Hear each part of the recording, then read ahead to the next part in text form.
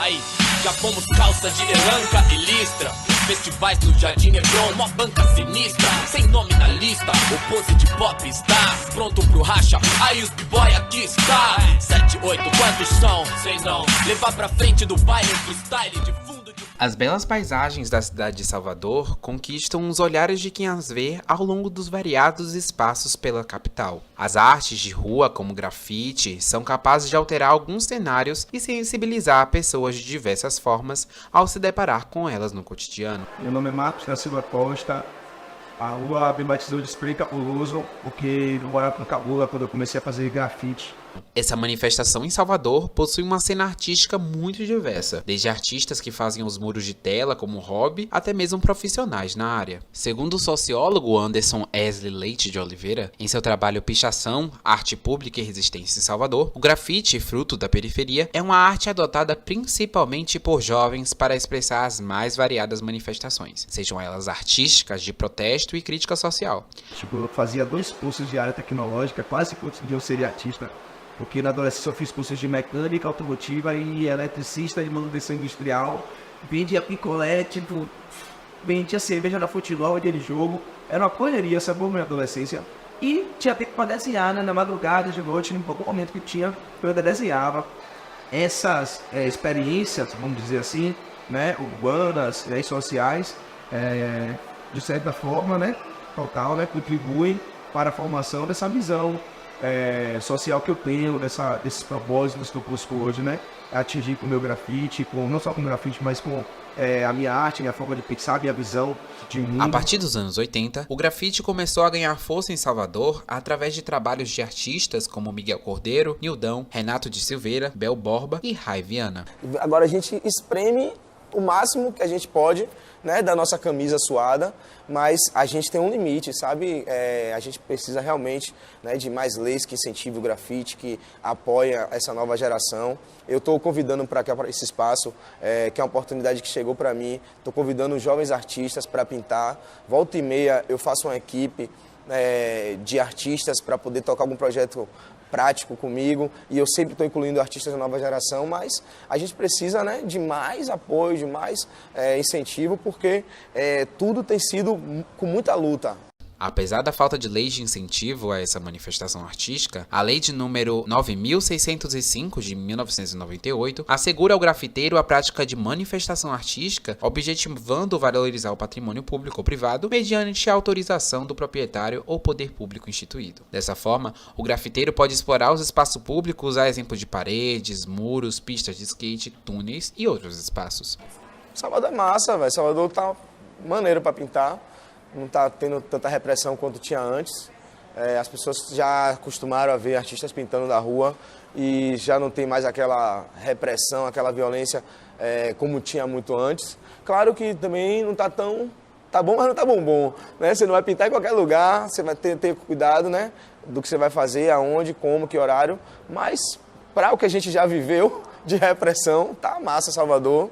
Para pintar, as pessoas acolhem, gostam, fotografam, postam, tem aquela coisa do instagramável hoje, né, que não tinha antes, né, mas de uma certa forma acho que Salvador abraça o grafite, é uma capital que tem o dia do grafite, sabe, abraçou o dia 27 de março, né, como o dia do grafite, né, mesmo, a gente tem ações interessantíssimas, como o BTC, por exemplo, Bahia de Todas as Cores, Grafite Festival, né, que é realizado pela galera da Nova Desordem e outros parceiros também que somam, né, nessa iniciativa já há 6 anos, sabe? Em Salvador abriu a Galeria Santa Dulce, que é uma galeria de grafite a céu aberto, né, na Cidade Baixa. O Museu de Street Art de Salvador, o Musas, idealizado pelo coletivo de grafite Nova Desordem, foi inaugurado na comunidade do Solar da União e atraiu um grande número de grafiteiros, artistas plásticos, designers, turistas, dentre outros, pela proposta de ser um movimento que celebra a arte de rua e a cultura urbana como formas de expressão e transformação. O muro, enfim, vai se degradar, mas às vezes a cidade, ela...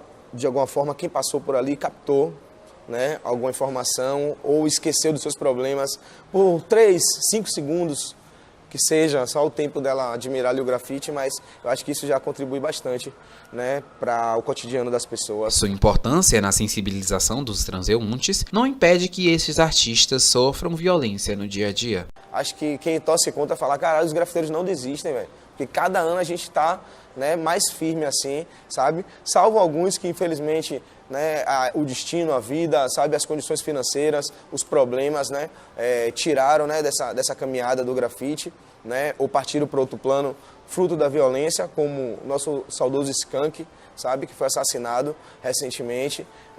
E, assim, que foi uma perda para a cidade, sacou? Um artista incrível, como muitos outros, sacou? Salvador é uma cidade em constante evolução, que se renova e se modifica ao decorrer dos anos. Atualmente, uma grande parte dessa renovação pode ser percebida por intervenções em muros, paredes, fachadas ou qualquer outro lugar que permita a expressão artística. A ideia é justamente essa, que o grafite fale para o povo, fale para todas as pessoas. Às vezes são mais direcionadas, mas às vezes a ideia é que ele seja, né, para todo mundo, porque nem todo mundo tem essa possibilidade de ir a uma galeria, e a gente busca fazer essa galeria, né, abrir suas portas, quebrar esses muros.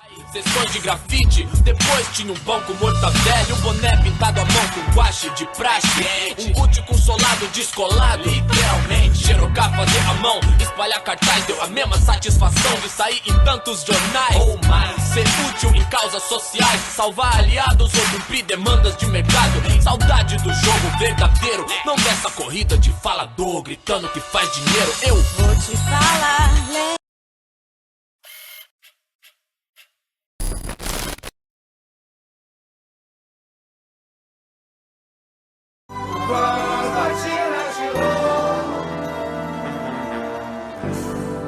O Nordeste brasileiro é um polo cultural que reúne diversas formas e potências de manifestações artísticas que sempre reverberam pelo resto do país e do mundo.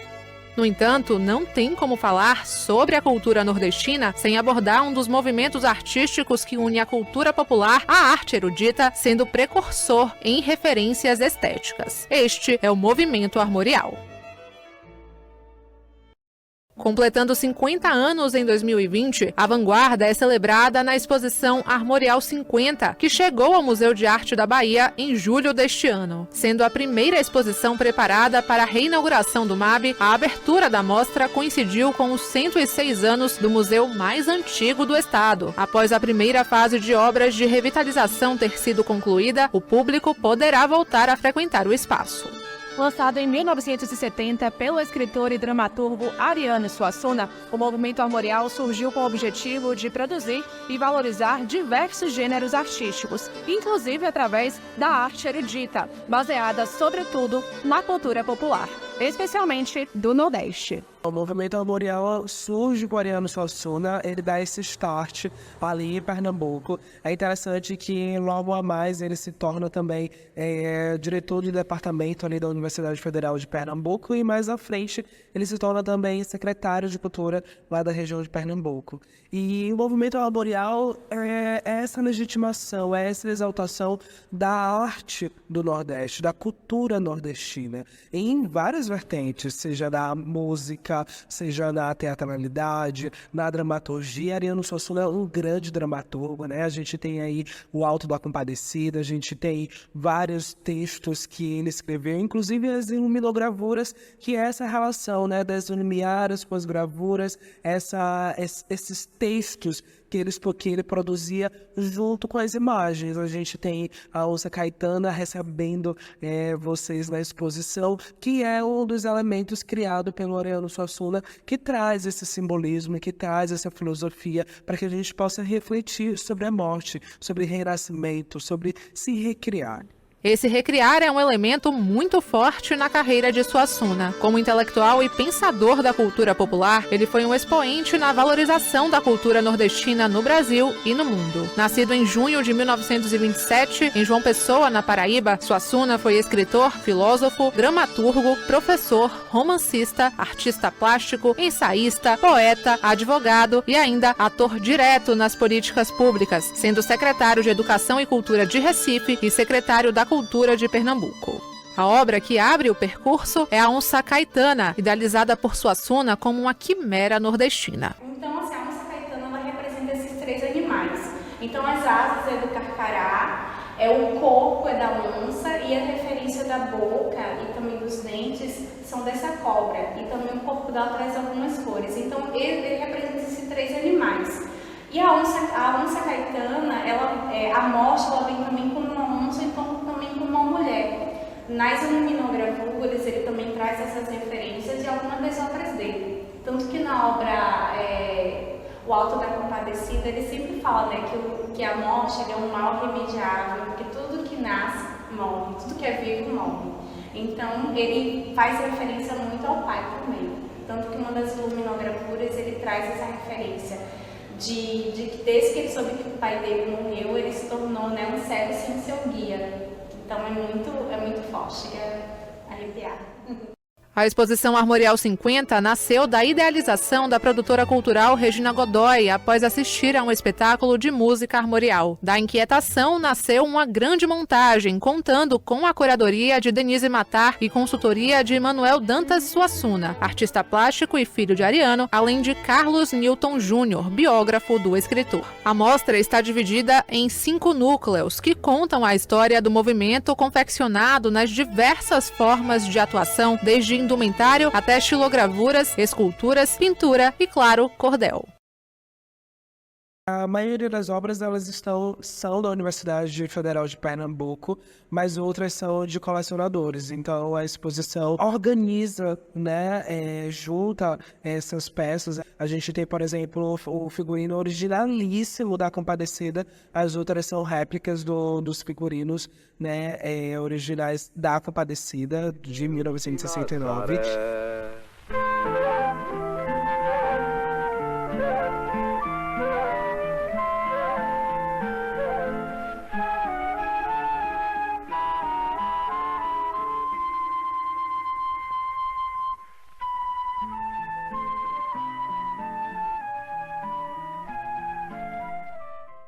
A exposição significa muito para muita gente. Além de honrar a cultura brasileira e a figura de Suassuna, também marca o protagonismo das artes populares nos espaços de cultura. Principalmente porque muita gente não viveu o movimento armorial, não conhecia. Às vezes só conhece a Ariano a partir do filme do Alto da Compadecida. E conhecer o movimento armorial, conhecer a obra e o legado de Ariano Suassuna é você poder expandir esse universo. Principalmente porque ele foi um agregador.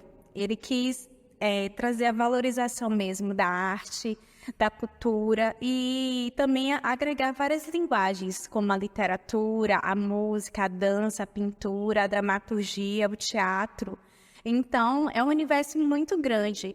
E que o que eu mais acho interessante também é porque vem várias gerações. Tanto a geração mais antiga quanto os mais novos também que estão conhecendo principalmente o armorial nesse momento, às vezes estão visitando o museu pela primeira vez. Então tem sido muito gratificante ter essa exposição aqui. Maravilhosas. É uma viagem no tempo, né?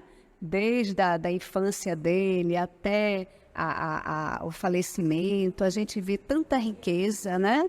É um êxtase, né? Cultural que a gente vivencia com essa exposição, né? Além de agregar muita riqueza literária, né? Do nosso país, do nosso sertão, né? Do nosso Nordeste. Então, é uma coisa linda, além da religiosidade, né? Que ele mostra. Enfim, uma obra muito rica. Desde a inauguração, a mostra já levou mais de 350 mil pessoas para os circuitos culturais de todo o Brasil, depois de temporadas no Rio de Janeiro, São Paulo, Recife e a estadia nas terras baianas. Ela segue para Natal e Fortaleza. No dia do juízo, que dá nó em cabra safado, fantasia. Mas uma prova da longevidade é a iludido. ressignificação que ganhou com a contemporaneidade, como no cinema. O Alto da Compadecida, minissérie de setembro de 2000 da Globo, viria a se tornar filme e, mais tarde, favorito da crítica e do público. Um dos longas mais assistidos do país, que transmite a estética armorial dos sagrados elementos cristãos até as imaculadas formas ilustrativas de arquitetura e murais. que você andou fazendo? Ganhou, inclusive, uma continuação que estreia no dia 25 de dezembro deste ano. Pode-se dizer que o movimento armorial continua assim vivo e pujante.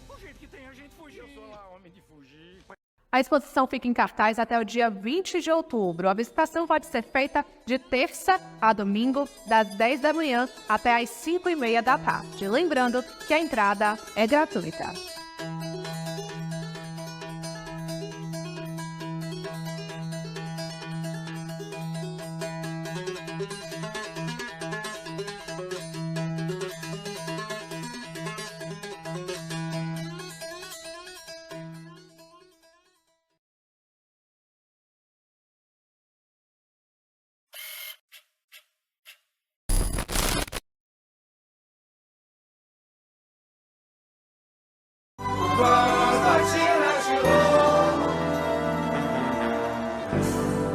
Hoje o Globo Esporte começa a exibir uma série mostrando a querida Ubaitaba, terra do campeão olímpico Isaquias Queiroz, ele que se transformou em uma referência para a canoagem brasileira.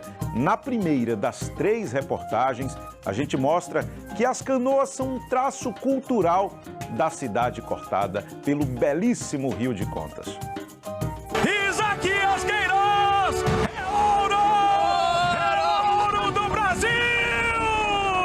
Sai daqui, for para brigar, para botar seu nome na história. Ubaitaba, cidade que fica a 374 quilômetros de Salvador, no sul da Bahia, mais conhecida como Cidade das Canoas. O filho mais famoso da cidade é esse aqui, ó, Isaquias Queiroz, canoísta que dispensa apresentações. Primeiro atleta brasileiro a conseguir 3 medalhas em uma mesma edição de Jogos Olímpicos, feito conquistado em 2016 no Rio de Janeiro. Já em 2021, nos Jogos de Tóquio, faturou o tão sonhado ouro olímpico, um orgulho para a cidade cortada pelo Rio de Contas. Mas a conexão entre Ubaitaba e as canoas começou bem antes. Uma tradição, um traço da cultura local. E é esse relacionamento que você vai curtir aqui no Globo Esporte em uma série com 3 episódios a partir de agora.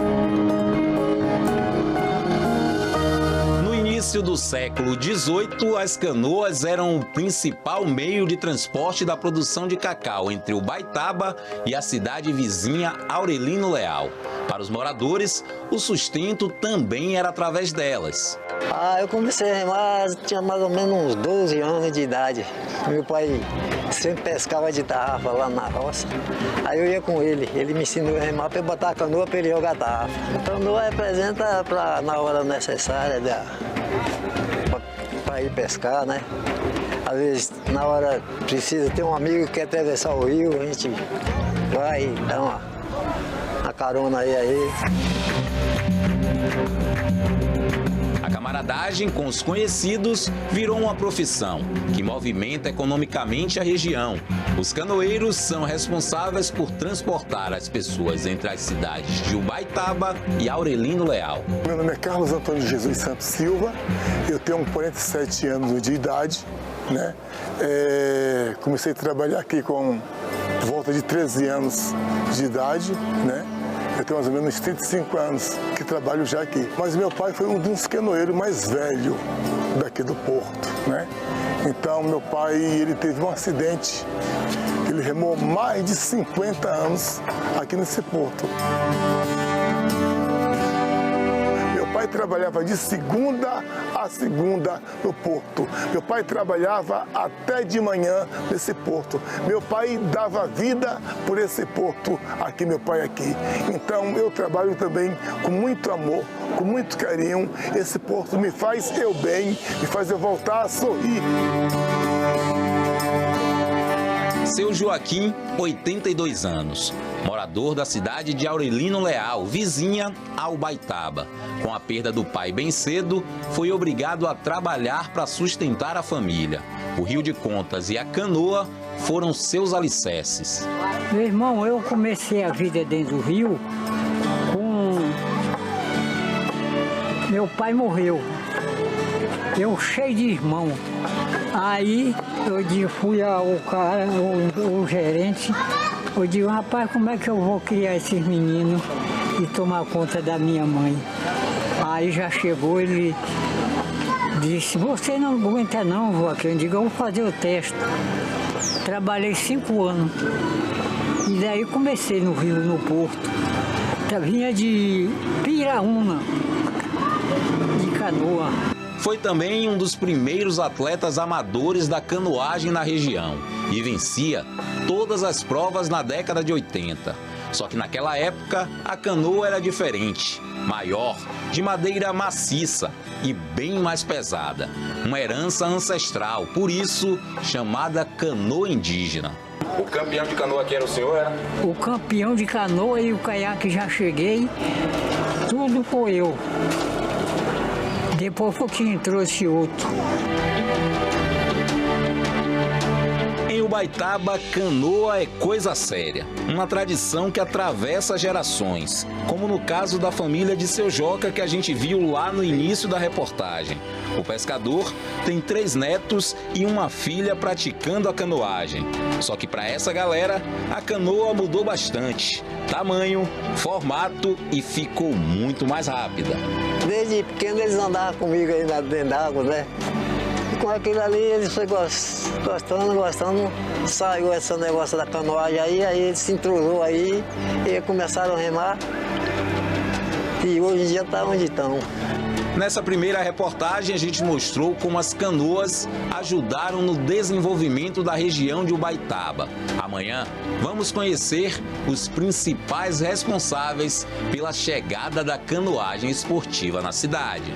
Eu fui o primeiro a adquirir o caiaque em Ubaitaba. A Associação Preserva o Rio das Contas, quem tem muita preocupação com o rio. Uma época que a gente queria chamar a atenção, a importância que ele tem para a cidade.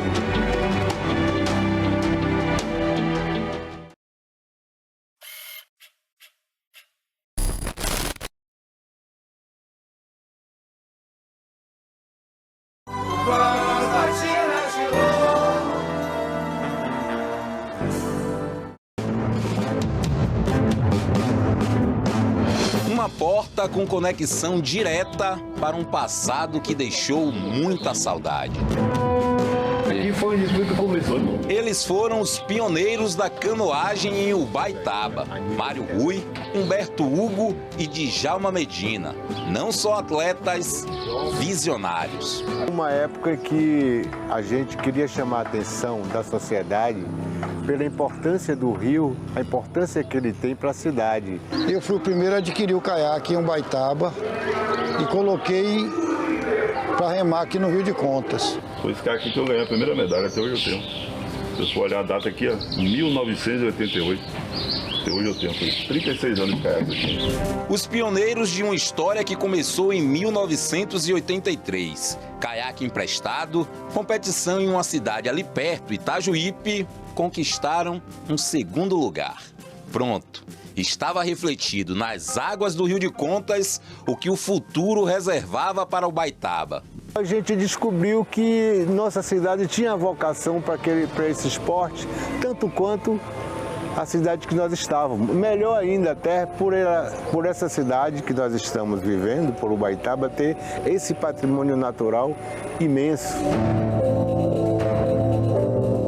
O Rio de Contas tem 620 quilômetros de extensão. Nasce lá na Serra da Tromba, em Piatã, e deságua na cidade de Itacaré. O grande objetivo da criação da primeira associação de canoagem aqui em Ubaitaba foi conscientizar e garantir a preservação do rio. A Associação Preserva o Rio das Contas, quem tem muita preocupação com o rio é o pai e a mãe da canoagem, né? Esse rio tem uma grande participação no desenvolvimento econômico e social da cidade.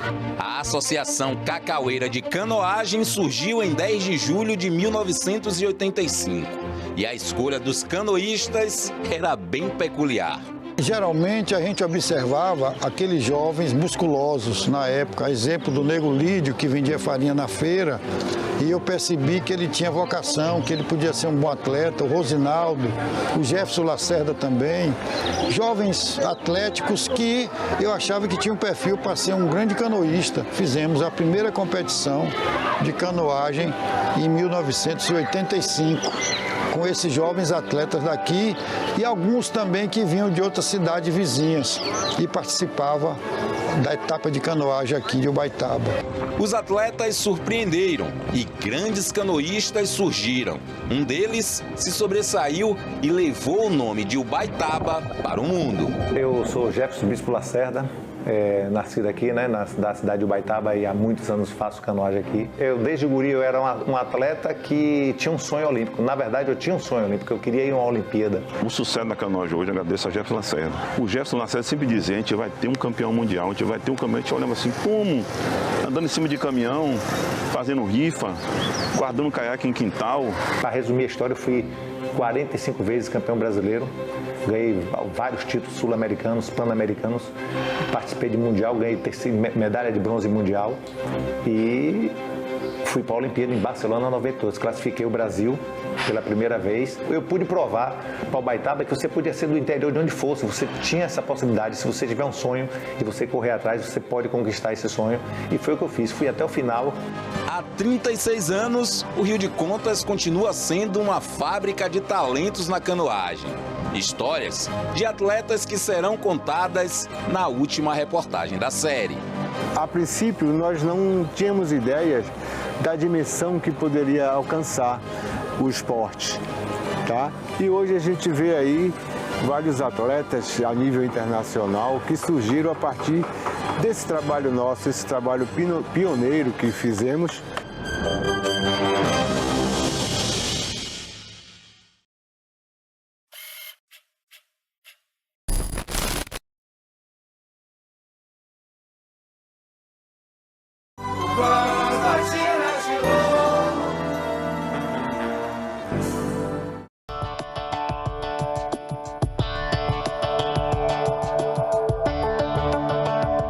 Ubaitaba, cidade de pessoas trabalhadoras e principalmente felizes.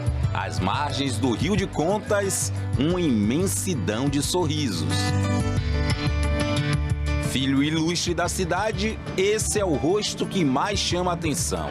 Isaquias Queiroz, ouro nos Jogos de Tóquio, dono de um total de 4 medalhas olímpicas. E a expectativa para Paris é de mais 2 medalhas. A gente está treinando bastante, se dedicando muito, então a gente tem a possibilidade de ganhar 2 medalhas de ouro lá, isso é uma chance muito real, mas vai depender da gente. Não adianta falar tem chance e não fazer o trabalho em casa, então a gente está treinando bastante, eu e o Jack nos barcos de equipe, e no C1 também eu estou me dedicando o máximo possível, porque lá eu vou enfrentar bastante predeira, né? Isaquias Queiroz, quando ele começou, Isaquias na época, ele vê assim um garoto aos 12 anos, 13, 14, com 15 anos, eu botava ele para remar na categoria de júnior, por exemplo, e ele ganhava fácil. E eu falava para os caras lá, olha, preste atenção que vocês estão olhando para o futuro campeão mundial.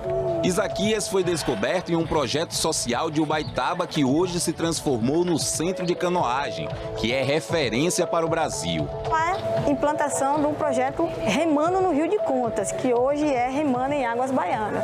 Por que Remando no Rio de Contas? Porque o Batão, Ubaitaba e Itacaré, o Rio de Contas passa por dentro da cidade e deságua lá em Itacaré.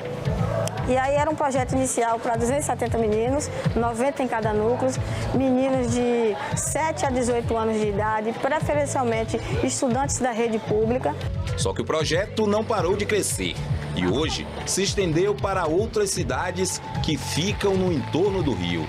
Então a gente tem 3 núcleos de excelências e 5 núcleos de pequeno porte para atender toda a canoagem da região da Bahia. Então, para mim, enquanto Federação Baiana, é muito gratificante ver o desenvolvimento que a canoagem na Bahia está tendo. Aqui a gente busca formar campeões para a vida, primeiramente, né? A gente utilizar o esporte como meio de inclusão social, meio de educação e dessa ferramenta também descobrir novos talentos, né? Para também proporcionar para eles o esporte uma a oportunidade no esporte, deles poderem viver do esporte e se transformarem em atletas, né, de alto rendimento para estar aí participando das competições e futuramente, quem sabe, a tão sonhada Olimpíada, né? Hoje a gente tem um futuro de gerações aí, a base, que tem grandes chances na vida, né? De chegar lá onde o Isaquias está hoje, de chegar onde o Felipe Santana está hoje. Atualmente o Felipe é campeão mundial sub-23, título conquistado só pelo Isaquias Queiroz. Todos os dias, quando saem de casa para treinar, Sávio e Ayala sabem até onde o foco e o trabalho podem levá-los. Os exemplos são muitos e estão, inclusive, dentro da própria família. A família Santana tem 4 canoístas: Sávio, Ayala e Felipe, que já é uma realidade na canoagem brasileira e quase foi para os Jogos de Paris. A mãe Dejane, de tanto acompanhar os filhos, também virou atleta. Sempre foi muito bom acompanhar todos eles, não só com minha mãe, com meus irmãos. Eles sempre significaram, sempre foram meus ídolos na canoagem, então sempre vi eles como referência para mim. A partir dos 13 anos eu tive contato com a canoagem pela primeira vez e foi uma porta, né, que abriu várias oportunidades para mim, tanto para mim quanto para os meus irmãos, para minha mãe. E hoje meu irmão ele é atleta profissional, está na seleção brasileira de canoagem. A Ayala é uma prodígio também. Atletas que no futuro podem aumentar a coleção de medalhas do Brasil na canoagem. Nos Jogos de Paris, o legado de Ubaitaba e das cidades que ficam no entorno do Rio de Contas será defendido por Isaquias Queiroz e outros 3 canoístas de Itacaré: Valdenice Conceição, Jack Goldman e Matheus Bastos. Enquanto isso, Ubaitaba vai seguindo seu caminho, crescendo às margens do rio, mudando vidas e deixando sua marca através da canoagem.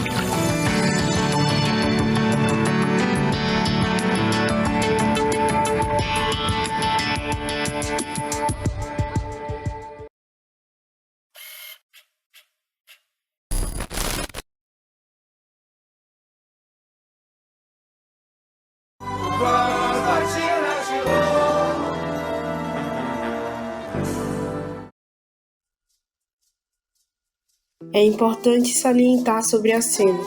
Diante das intempéries ainda sobrevive, como uma planta que desabrocha sobre o chão cimentado. A cena transpira através das eras, desde o começo ácido, pelas tiras de jornal no século XIX, ou as histórias infantis, que trabalham uma cultura que pouco se via nas histórias que enchiam as prateleiras das bancas. No século seguinte, o cenário dos quadrinhos começa a ganhar forma, dando início ao surgimento de diversos nomes, obras e eventos. A criação do primeiro jornal ilustrado, A Buzina, em 1965, é o primeiro passo para isso. Em 1969, um dos mais importantes quadrinistas baianos, Antônio Cedrais, começa a apresentar seus personagens nos jornais da Bahia. Muitos quadrinistas começaram a valorizar a cultura e tradições locais, se desprendendo das narrativas estrangeiras. Mas isso abriu uma luz assim, eu posso fazer quadrinho contando as histórias das coisas que eu vejo por aqui. E foi pode-se dizer que o mercado nacional ele teve um boom a partir disso. Várias pessoas começaram a produzir quadrinho independente, contando as suas rotinas, contando as suas culturas, histórias locais. E acabou afastando um pouco isso de, eu só consigo trabalhar de quadrinho se eu trabalhar para fora. O meu desejo era fazer um trabalho que fosse assim, tivesse alguma coisinha do Brasil, alguma coisinha do Nordeste, do meu interior lindo, desse interior que eu tanto amo, né? No sertão da Bahia.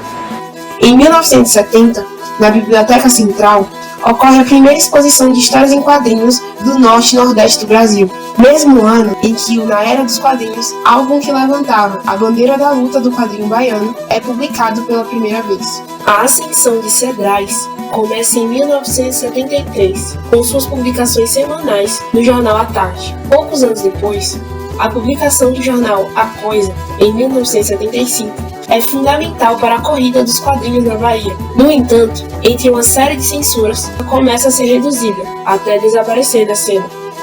A cooperativa Boiadeia Criações é criada em 1979 com o intuito de melhorar as publicações dos artistas de ilustrações e cartoons. O Boiadeia não durou muito, assim como diversos coletivos e associações. Os anos 90 simbolizam a erupção dos quadrinhos baianos. Com a série de quadrinistas premiados, foi crescendo também o número de exposições, e o quadrinho baiano começou a ser comentado e tornou-se mais popular. No final da década de 90, muitos quadrinistas baianos são prestigiados com títulos e prêmios a nível nacional, como, por exemplo, Laje e Luiz Augusto Gouveia, autor da famosa HQ Fala Menino. Em 1998, Antônio Cedrais finalmente lança a grandiosa Turma do Chachado. Com esse chapéu, eu procurei então construir um personagem que tivesse a cara do Nordeste. Porque, como nós sabemos, esse chapéu representa o Nordeste, de certa forma. Qualquer parte do mundo que você chegar, que você encontrar uma pessoa com um chapéu tipo esse, como o Luiz Gonzaga usava e tudo, você vai saber que aquela pessoa é nordestina. Então eu peguei esse chapéu e aqui, então, eu construí a figura de um menino. Foi ao ponto da gente mandar esse trabalho para São Paulo, ser publicado em vários lugares fora da Bahia, e começamos a ganhar prêmios, coisa rara, né? É que um trabalho assim bem nordestino, bem brasileiro, começar a ganhar prêmio, concorrer com quadrinhos estrangeiros.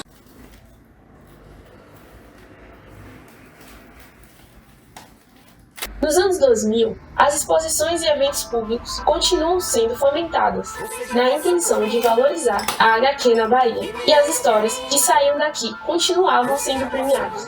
Em 2014, é organizada a exposição pictórica em traços, desenvolvida pelo MAC de Feira de Santana, evidenciando que o crescimento dos quadrinhos na Bahia não se limitava mais somente a Salvador.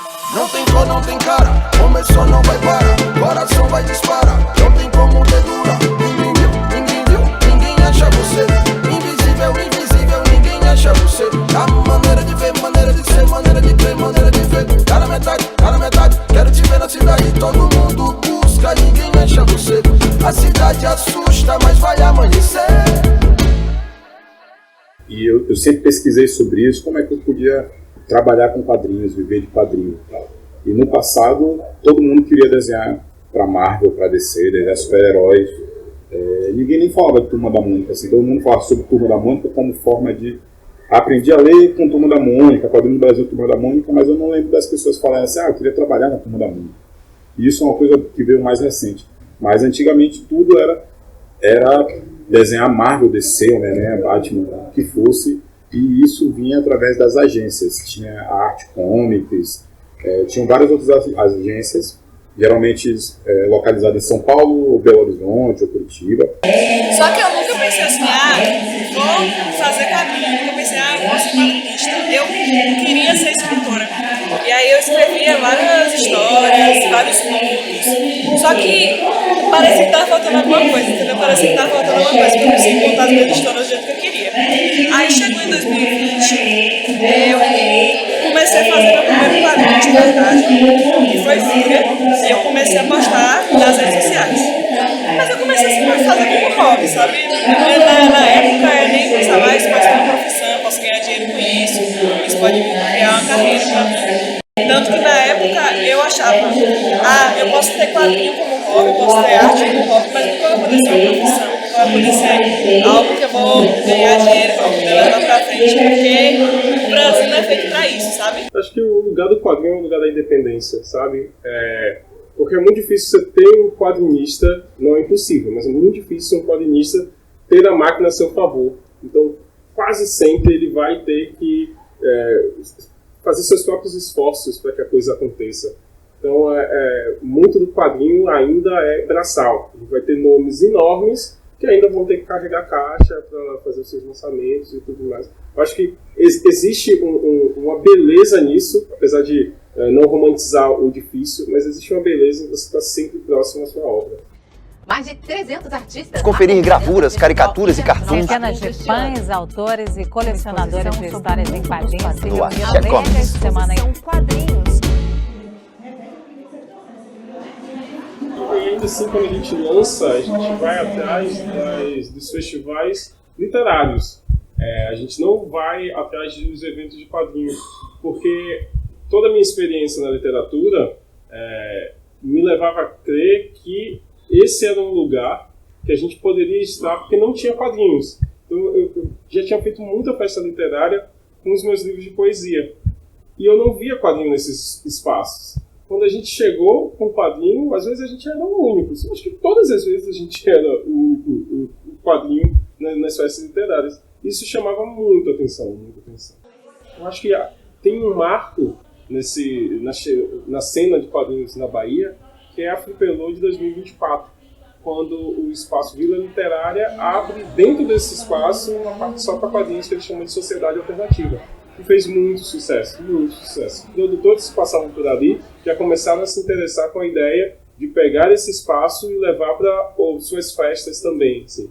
Então eu acredito que esse seja um pontapé inicial para que eventos de quadrinhos, festas de quadrinhos aconteçam aqui na Bahia. E ir para esses festivais, conversar com essas pessoas, tem aberto uma chavezinha que me faz pensar em cada vez mais ser independente. Ter editora é legal, a distribuição, o alcance, mas eu acho que hoje eu já acho que o começo de cada projeto ele é muito bom ser independente, porque ele traz um retorno para você.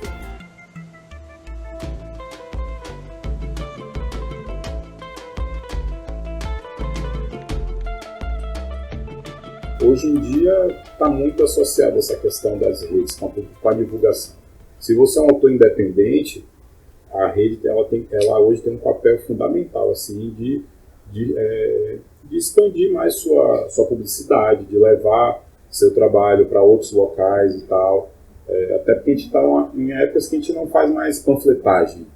O que a gente faz é panfletagem digital. A gente lança as coisas lá no Instagram, a gente tenta fazer collabs, participar de podcasts, entrevistas. Isso difunde mais a nossa arte, assim como é uma das coisas que fez nossa campanha de financiamento alcançar o 100%, 103%, 104%.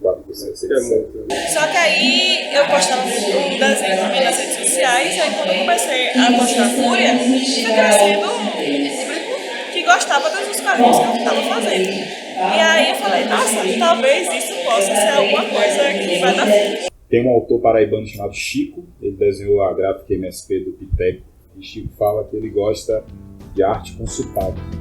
E é aquela arte que ela traz os traços próprios da região do autor na hora. Quando eu estava na faculdade, eu fui dar uma monitoria e eu ia apresentar uns quadrinhos, uma página dos quadrinhos do Piera, que foi e aí eu falei, antes eu perguntei, vocês conhecem que quadrinho nacional? E todo mundo falou, Turma da Mônica, apenas. As pessoas começaram a ler por Turma da Mônica. Acho que isso traz o impacto que os quadrinhos têm no letramento de crianças, de jovens, de adolescentes.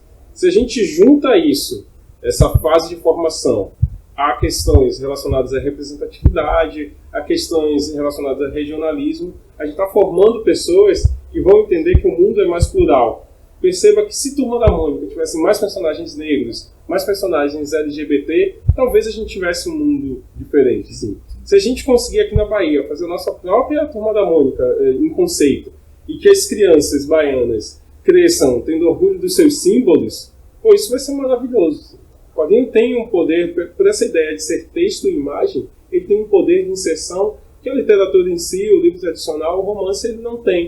Eu gosto muito de fazer isso, de pegar personagens e fazer como se eles fossem pessoas reais. Eu gosto muito quando olho para o personagem e falo, nossa, parece comigo, parece com meu irmão, parece com meu tio. Eu torço, eu sou um entusiasta para que a gente use cada vez mais o quadrinho nessa formação do cidadão. Sabe o que é engraçado nisso daí?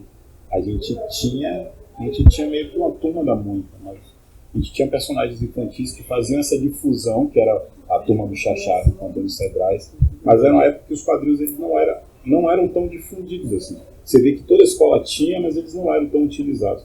A gente tinha o Fala Menino do Luiz Augusto, que também trazia coisas daqui, porque os dois eram soteropolitanos, eles traziam essa cultura, mas era uma época que os quadrinhos não eram tão difundidos dentro do ambiente escolar. E é uma pena, né? Porque são dois autores grandiosos que faleceram sem terem podido contribuir mais nessa formação de novos leitores e tal, de novas pessoas na sociedade. Às vezes aparecia algumas pessoas de Feira de Santana na minha mesa, e elas ficavam, nossa, se passa em Feira de Santana? Eu falava, se passa. E elas ficavam maravilhadas, elas ficavam muito felizes, porque não é uma coisa que você encontra facilmente. As histórias em quadrinhos ou os filmes, etc., que você vê, não se passa no Bahia, no Brasil. E quando se passa no Brasil, se passa muito no eixo Rio-São Paulo. Entendeu? A gente não costuma muito ver histórias que passam no Nordeste, ou histórias que passam no Norte, ou até no Sul, a gente não costuma ver. E eu acho que quando as pessoas começam a se ver mais no quadrinho brasileiro, vai criando esse incentivo à leitura e também o incentivo a apoiar essa demográfica que é muito mal divulgada aqui no Brasil.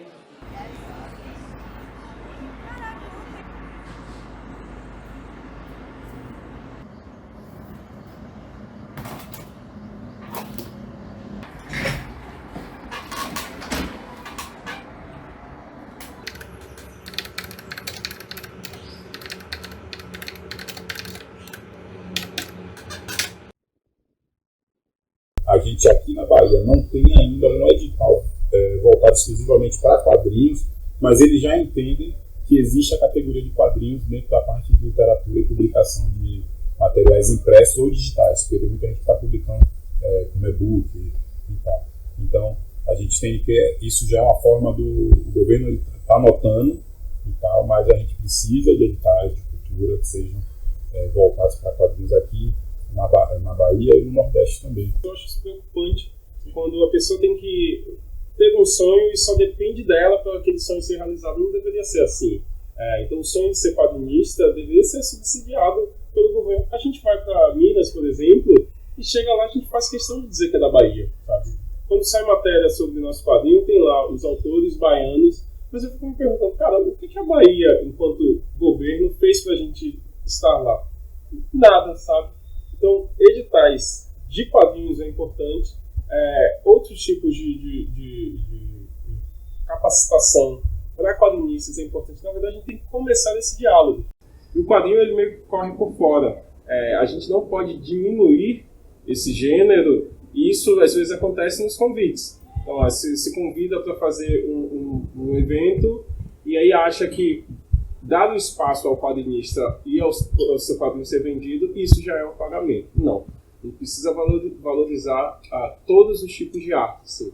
Então, se dentro da literatura se existe a ideia de que o romance, que a poesia é maior e que o quadrinho não, então que a gente quebra essa ideia. E isso tem que ser feito pelo público, como a gente disse, através da valorização, mas também pelos produtores, entendendo e colocando todas essas literaturas na mesma prateleira. Eu acho que está evoluindo muito. A cena está crescendo bastante. Do que há 10 anos atrás, está muito diferente. Está muito diferente. A cena está crescendo bastante. Tem muita gente nova fazendo quadrinho. O que eu percebo é que já há uma diferença enorme para o momento como que a gente pensou os Estados Unidos da África para hoje, assim. Quando o Daniel entrou no projeto é 2021. Hoje, em 2024, já é completamente diferente, pois a gente não sabia, por exemplo, onde lançar o quadrinho, sabe? Quando a gente foi publicá-lo. Hoje isso já não seria uma dúvida, sabe? Então o mercado já se modificou muito rápido, sim. Em pouquíssimos anos a gente já pode dizer que existe uma cena efervescente de quadrinhos na Bahia. Cada vez mais as pessoas jovens elas estão descobrindo e achando legal, tá tirando esse preconceito que algumas pessoas têm, que nada que é feito no Brasil é bom, nada que a gente faz é interessante, como as coisas que tem de fora. As pessoas já começaram a valorizar, eu vejo muito isso. Acho que a partir de agora, sabe, a tendência é que a gente unifique essa cena cada vez mais para que as coisas aconteçam, e elas de fato vão acontecer. É entre os percalços de uma cena ainda em evolução que esses artistas seguem sua caminhada em direção aos próximos quadros. Uma narrativa que ramifica em diversas histórias que enriquecem nossa própria história, que nos tornam mais próximos da nossa identidade.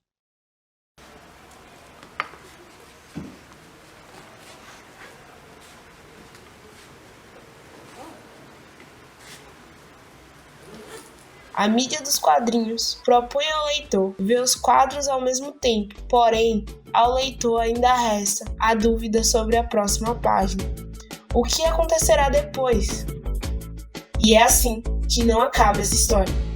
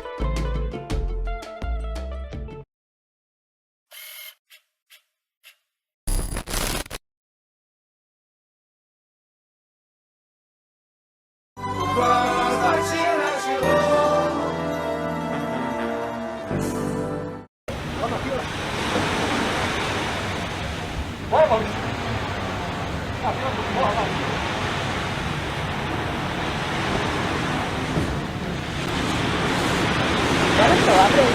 Olha só, não vou tirar minha foto, que eu tenho que ir pro mercado, que eu sou a dona de casa.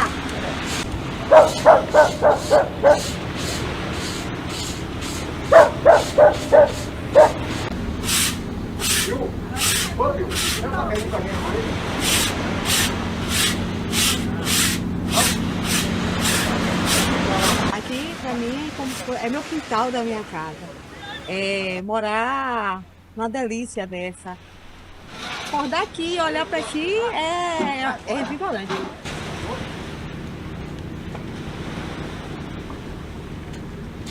A praia é para todos.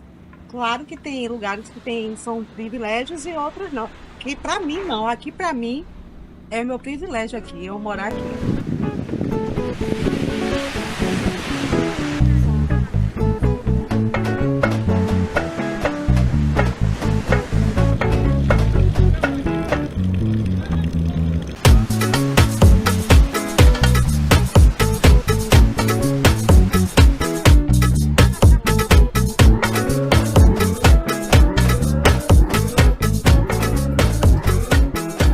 A Cidade Baixa, ela foi onde tudo começou.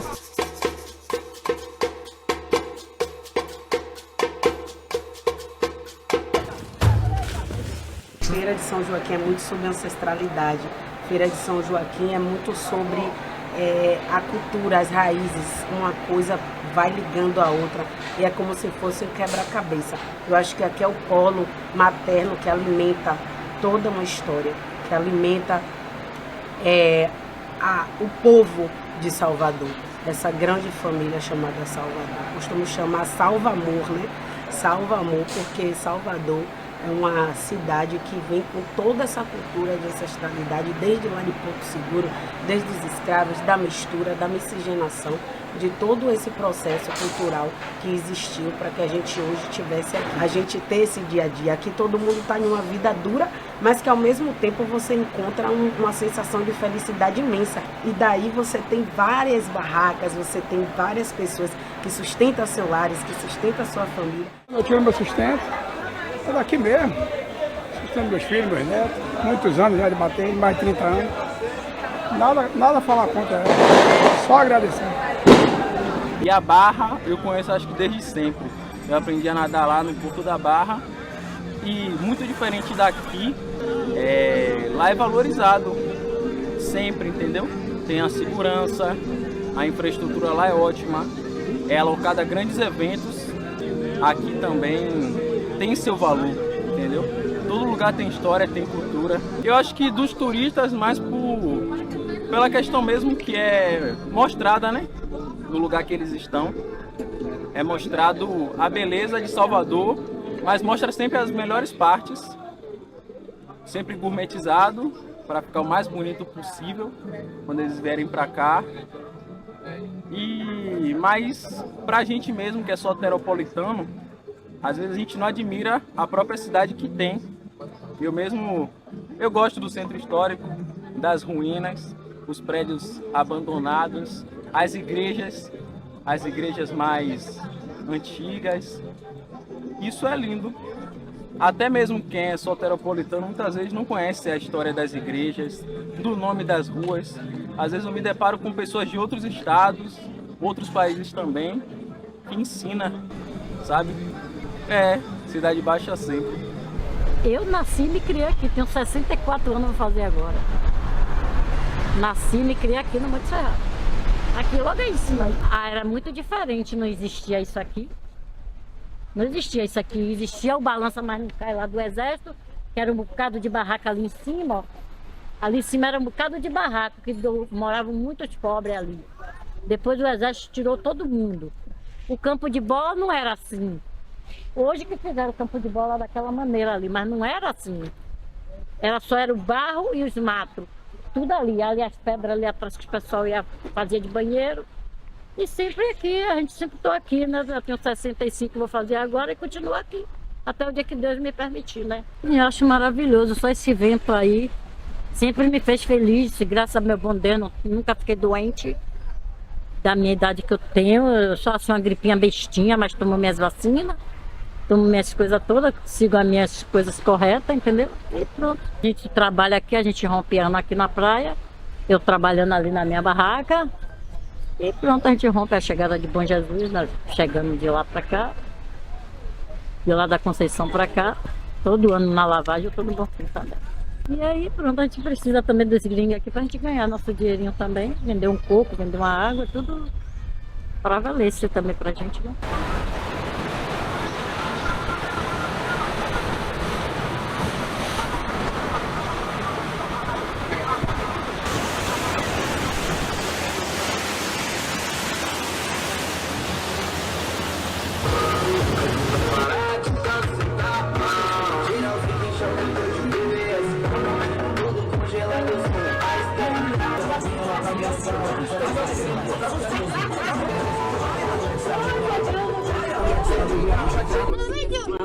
Eu ia falar, mas eu tô sem chumbo. Não adianta.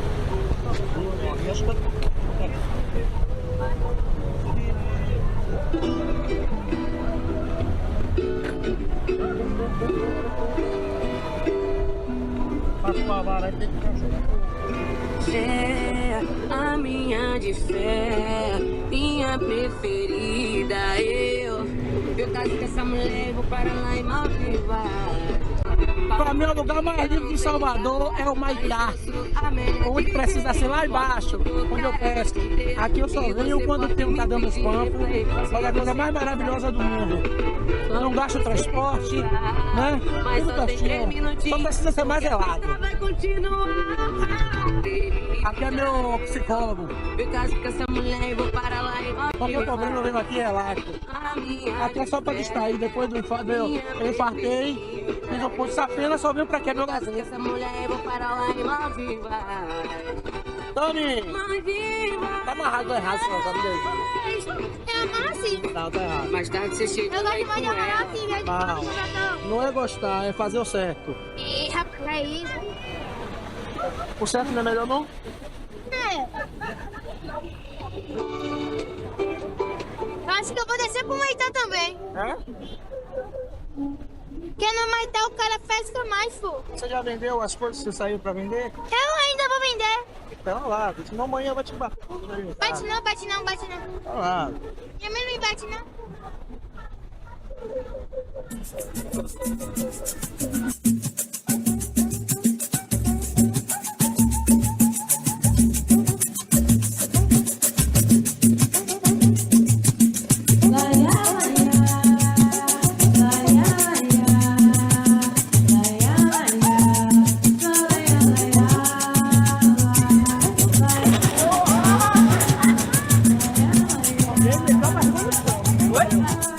Meu nome é Júnior Facto, sou frequentador assíduo da Ponta do Maitá. Tá? É um lugar fantástico, é um paraíso. Infelizmente abandonado pelos poderes públicos, seja o governo do estado, seja a prefeitura. Hoje, por exemplo, a ponte não tem um ponto de iluminação. Nós temos só aquele refletor ali que funciona durante a noite. Mas aqui fica completamente deserto. É um senhor ponto turístico, frequentado por muita gente de Salvador, por muito turista, mas infelizmente abandonado pelos poderes públicos. O policiamento até que é bem razoável durante o dia, é inegável. Aqui chega pelotão Águia, Rondesp, guarda municipal. Mas depois das 18 horas, o Humaitá é completamente abandonado. É uma grande pena, porque, por exemplo, o pier ali que foi feito para ser um ponto de atracação de embarcações para turistas, hoje já não funciona mais.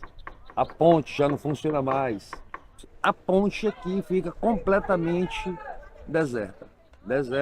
E é uma grande pena, porque isso aqui é um paraíso. Todo mundo que vem aqui, seja de Salvador, seja de fora de Salvador, admira isso aqui.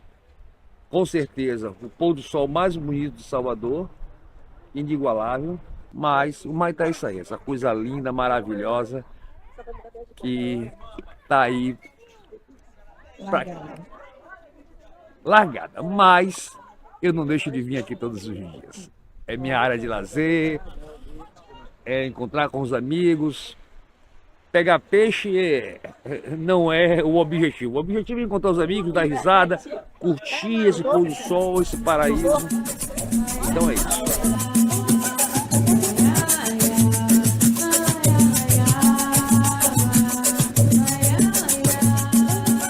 A Cidade Baixa, ela é uma parte da cidade que muita gente condena, sabe?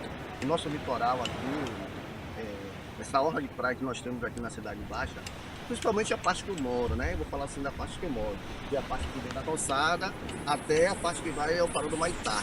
Então, tem pessoas que criticam a parte da Cidade Baixa, eu não sei porquê. Mas eu acho que eu sei porquê, porque não conhece. Porque se passar a conhecer, vai ver, e aí nós moramos em um lugar maravilhoso, né? Eu moro num lugar maravilhoso. Porque você vê as pessoas que moram na rua e que criticam a praia da Cidade Baixa, principalmente, chega na beira da praia, você vê navio, você vê embarcações passando, você vê planta, você vê que certo? Vê pessoas jogando bola. Então, a diversidade de coisas que acontece aqui na nossa praia, na Cidade Baixa. E é para aquelas pessoas mesmo que não tá afim, né, ou critica, venha conhecer nosso litoral da Cidade Baixa, porque são praias boas para banho, porque na televisão que você mais escuta é que fora da Barra está impróprio, que a Ondina está impróprio, né, isso mesmo que Itapuã está impróprio, mas na Cidade Baixa eu não vejo ninguém falar que está impróprio. Hoje a gente come muito moqueca fresca todo dia. Venha conhecer nossa praia. Venha.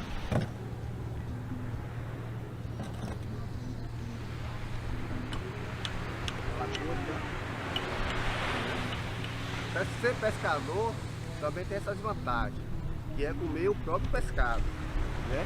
Tanto a lagosta, a gente tanto vende quando tira para o próprio consumo, aqui é para o consumo. Temos, né, o peguari, que é um tipo de búzio também, né? Chama peguari, que nós pescadores aprecia, muito bom, peguari. E temos também a carapeba. São peixes diversificados peixe. Temos a carapeba também e a tainha, que é um peixe muito procurado, né? Gente boa, vamos comer lagosta? Estou convidando vocês aí para comer lagosta, viu? Coisa boa para todos nós. E agora eu vou preparar minha muqueca, viu? Vocês ficam aí que eu vou preparar a minha muqueca. Tchau! Tchau pra vocês. Ó, tô indo com minha muqueca pronta, viu? Tchauzinho.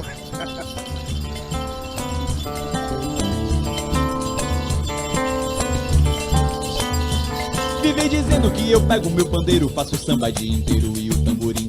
Quero mudar o mundo. Mas pra mudar o mundo tem que conectar. Eu vou seguir no meu caminho, meu destino eu já sei, que é mudar o mundo. Mas pra mudar o mundo tem que conectar. E tudo é amor. E o verbo é amar. E tudo é amor.